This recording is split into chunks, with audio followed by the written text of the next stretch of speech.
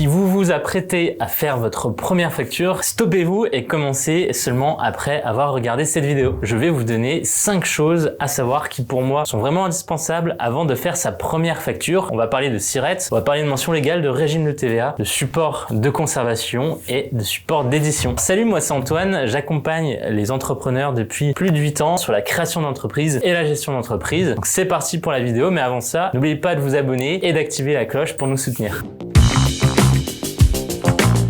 Alors, première chose à savoir, c'est qu'il faut avoir un numéro de SIRET. C'est en quelque sorte le matricule fiscal d'une ou d'un entrepreneur. C'est un numéro unique qui est obligatoire pour facturer, aussi bien de la prestation de services que de la vente de biens. Il est surtout aussi à mentionner sur la facture que vous vous apprêtez à établir. Donc, vous vous en doutez, c'est un élément qui est primordial. Il est attribué par l'INSEE une fois que l'immatriculation de votre entreprise est faite. Pour obtenir un numéro de SIRET, il va donc falloir créer une société ou enregistrer une activité professionnelle. Deuxième chose à savoir, c'est au niveau des mentions légales. Malheureusement, une facture, c'est pas un atelier d'art plastique, elle doit respecter un formalisme particulièrement précis et faire apparaître certaines mentions légales, elles aussi bien spécifiques. Soyez parfaitement au fait de tous ces paramètres, car le risque en cas d'erreur, c'est pas négligeable du tout en termes de pénalité et d'amende. Attention également, car ces mentions peuvent varier selon, par exemple, si vous êtes en franchise de TVA ou encore si vous facturez des clients hors de la France.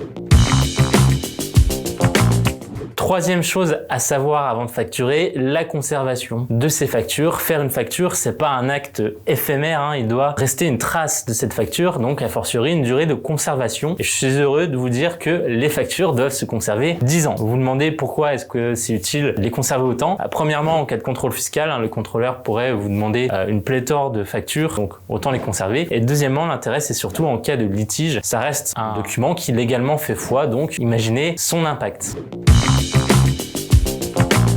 Quatrièmement, le support d'édition de la facture. Depuis 2018, obligatoirement, toutes les entreprises assujetties à TVA doivent obligatoirement pouvoir présenter ce qu'on appelle l'attestation de conformité qui est justement délivrée par un éditeur de logiciels de facturation comme par exemple Time qui est 100% gratuit. Vous l'aurez compris, dans ce cadre-là, le logiciel de facturation est obligatoire même si vous êtes une petite et une jeune entreprise, il faudra quand même passer par un logiciel de facturation. En micro-entreprise, cependant, vous avez plus de flexibilité. Utilisez le bon vieux cahier de facturation ou encore le tableur Excel reste possible, mais attention, pas pour longtemps. La nouvelle réforme de la facturation électronique va contraindre de passer par une plateforme qu'on appelle PDP. Cela se fait par le biais d'un logiciel de facturation. Donc autant s'y mettre tout de suite sans oublier tous les avantages d'avoir un logiciel de facturation. Ça réduit le risque d'erreur, c'est plus rapide, c'est plus simple et en plus de ça, encore une fois, Time sera PDP, donc vous pouvez y aller sans problème.